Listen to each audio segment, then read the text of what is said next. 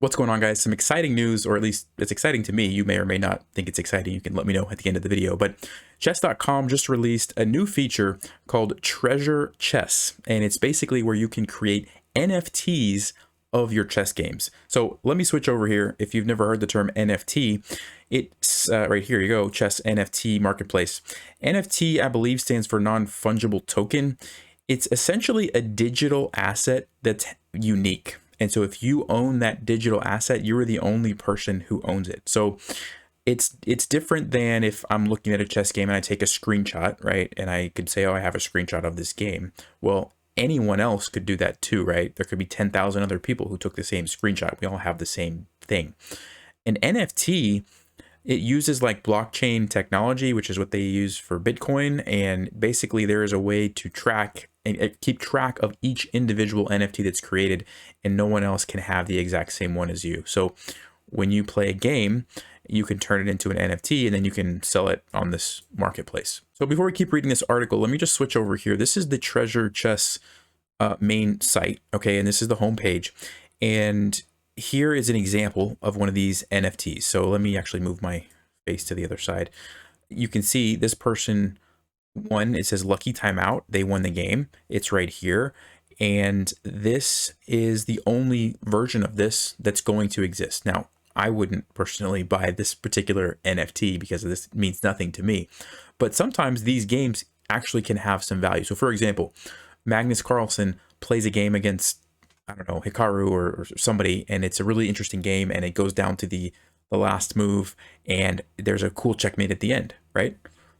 That might be a really interesting NFT that somebody would like to own. And if Magnus Carlsen said, hey, I'm going to sell this NFT, somebody might pay a lot of money for that. Some of these NFTs, not chess ones, but other types of ones, have sold for millions of dollars, which is kind of ridiculous when you think about it. But I don't know, people buy them. So anyway, that's kind of what's going on. So you can see here, you play your game, then you can create the one-of-a-kind treasure is the NFT.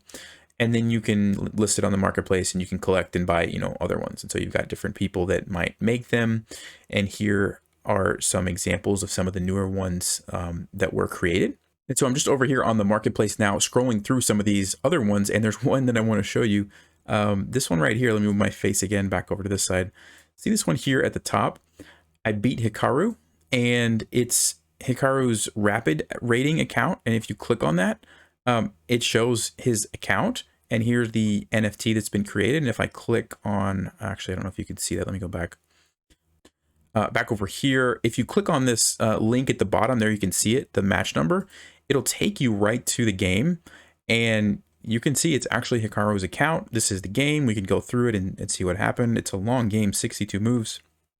So I'm not going to go through that right now, but if I come back over here, you'll notice this one's being sold for $999. And so this actually could be, you know, something that somebody might think is valuable. Like, oh, random 1800 actually beat Hikaru in this game. Now, I don't know what happened in that game. I don't know anything about that, but this could be an example of something that's actually valuable. And so if we go over here to the right, I'm going to uncheck the unlisted box. And now it's only going to show me ones that are for sale. And you can see this one's selling for $5. This is $1, $500. $100,000. I don't know why anyone would buy that, but here's the Hikaru one that we just looked at. So anyway, this is kind of how the marketplace works. Let me show you, if I click on my profile over here, we'll go over here. This, I want to draw your attention. So mint credits, when you first sign up for this treasure chest, they give you $15, and it costs $5 to mint one of these NFTs. So you can see I've already minted 2 over here.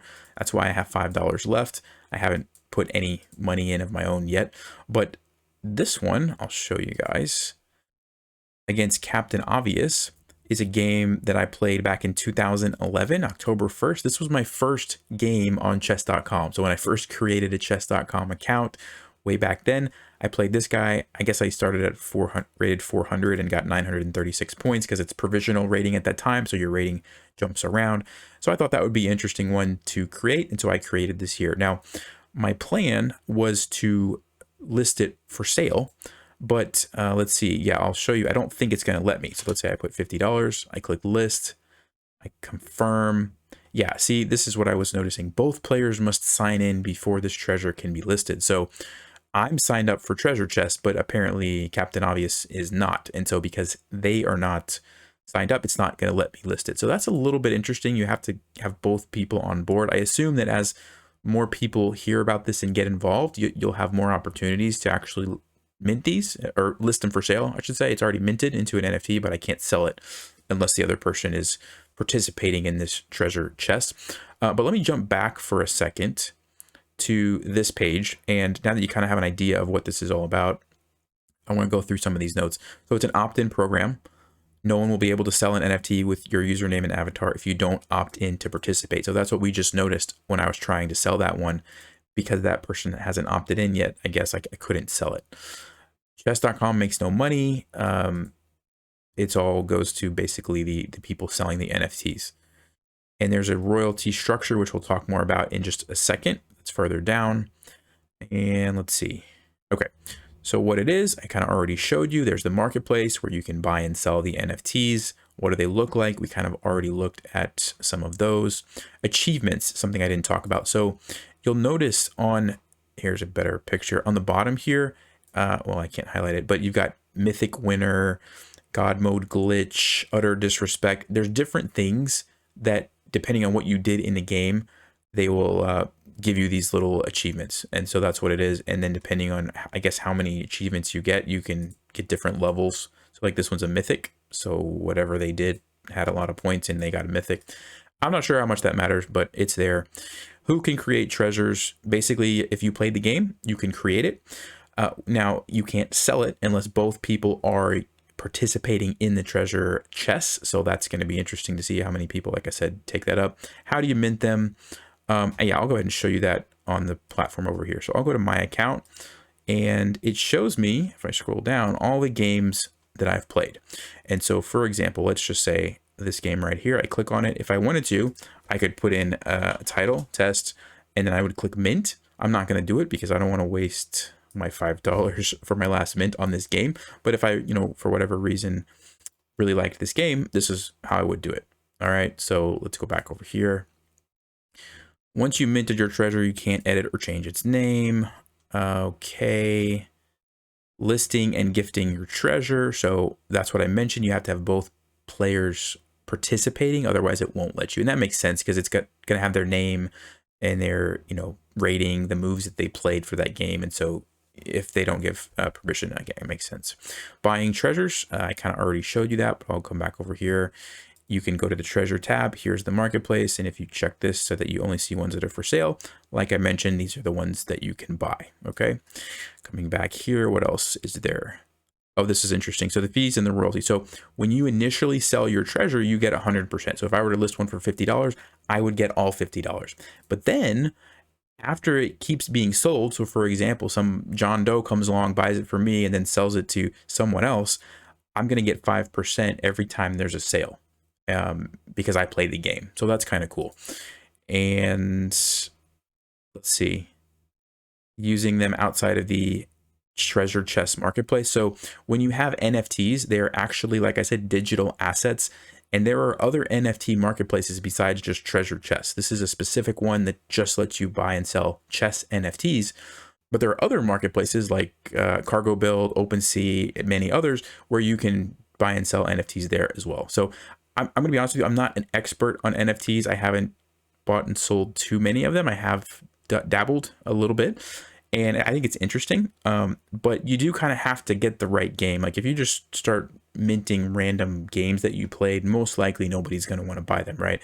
You kind of have to have the right game. Like the one against Hikaru that we looked at was pretty interesting. I think the first game that I ever played might at some point become valuable, things like that. So anyway, I think it's really interesting. I'm excited for this.